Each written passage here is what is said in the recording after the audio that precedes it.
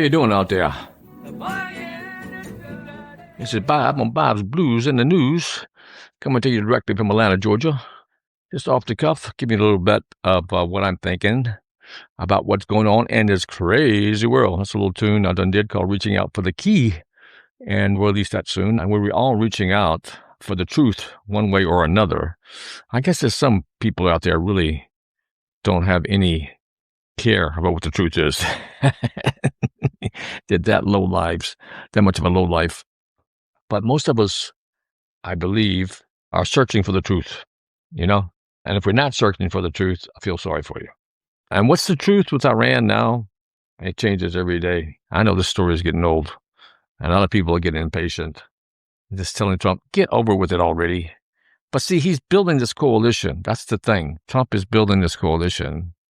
But is it really a coalition of the willing? I mean, can he really isolate the Iranian regime and get everybody to basically come over to his side, the United States side, and saying, yeah, you support our attempt at opening the Strait of Hormuz and our attempt at getting the nuclear dust away from Iran and helping us to bring peace to the Middle East and join the Abraham Accords so we all can get in this economic situation together and we can all help each other with a common denominator. I mean, can he really do that? Can Trump really do that? Bring these people like Qatar and Saudi Arabia and even Turkey and Egypt on over to his side? But they hate the Jews so much. It seems difficult to believe that they would actually follow Trump. I mean, maybe they're not really as zealot as the Iranian regime, although Turkey is pretty bad. Egypt, Qatar can be bad. All these places can be bad. But do they really want to live in this death cult? You know, that's the IRGC regime, the Iranian regime, because that's really a death cult. And they want to destroy the world completely in order to bring their Messiah. And that's a fact. And they'll tell you straight up. And anything they sign is not going to... I'm sorry. Let me take a little drink. Anything they sign is not going to be reliable. You can't depend on it because they lie, cheat, and steal constantly. But some of these players, true, they like the luxury, like people in Qatar. They like the money. You know, they like the good life. Even though they throw a lot of money into the United States to try to corrupt the United States, especially in the universities, everywhere else. So you really can't trust them 100%. And, you know, Turkey you can't trust. Egypt you can't trust. Saudi Arabia you can trust maybe 50% of the time.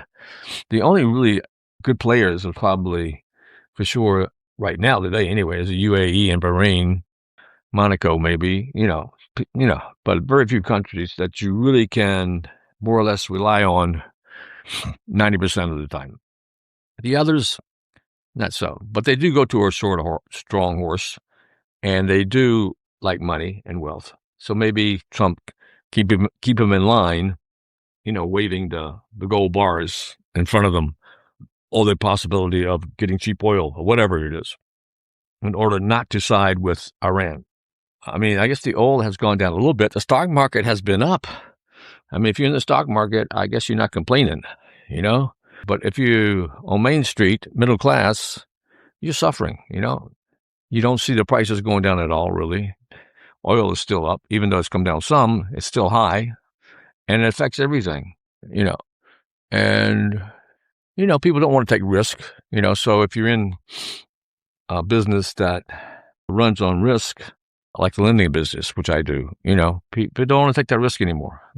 The borrowers don't want to take the risk of borrowing money because they don't fear they won't be able to pay it back.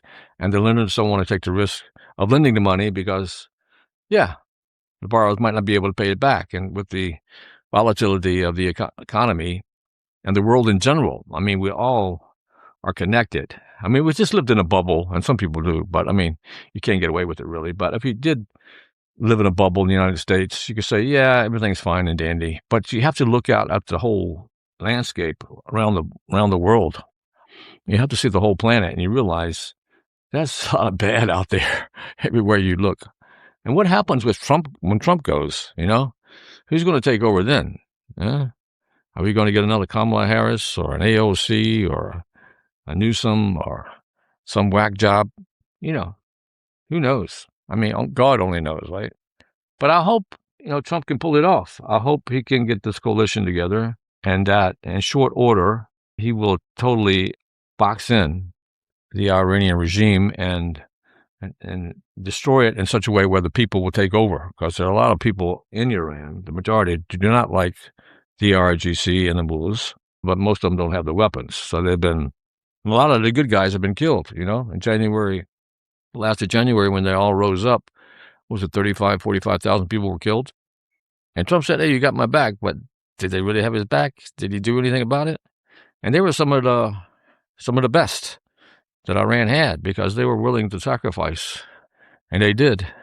But I hope they didn't sacrifice in vain. That's what I'm saying. So I'm just sort of wondering where the coalition is going to go and how this is going to play out. But I'm not by myself. I guess we're all thinking that. We see it on the news all the time. So we're all tuned in to what's happening in Iran and around the world. Russia's still misbehaving. I think it attacked Romania, of all places, the other day. So, and in China, you can't, Trump wanted to see China the other day, but you can't depend on those guys either. So, I mean, who do you believe? Can you depend on? Not that many people today, I mean, I believe, I depend on God, basically. And those who have faith, those who believe in traditions and the sanctification of God and the tradition and believe and law and order, mom out, pie, all that good stuff. Yeah, there are a few of us out here, and it might be the majority in the United States still, but there's so many bad voices, so much evil money, and you see it every day on the screen, or whatever screen you're looking at, whether it's your computer screen, your smartphone screen, your TV screen. Chaos and mayhem is everywhere. Now, don't be pessimistic, especially it's a new week. Today is Sunday, so tomorrow is Monday, a brand new week. So we try to stay optimistic and hope for the best. But you have to be smart about it. And Trump is not a dumb guy. I think he realizes what he's up against. I just hope his strategy works. I mean, he is the master of making the deal, right? The art of the deal. But it's usually seen from a business point of view, not always from a geopolitical point of view when you're dealing with zealots and with, ideological, religious bigots, such as Iranians. But let's hope he does, huh? Let's give him a prayer. Anyway, this is Bob Mobaz, Blues in the News. And keep on reaching out for the truth. Keep on reaching out for the key.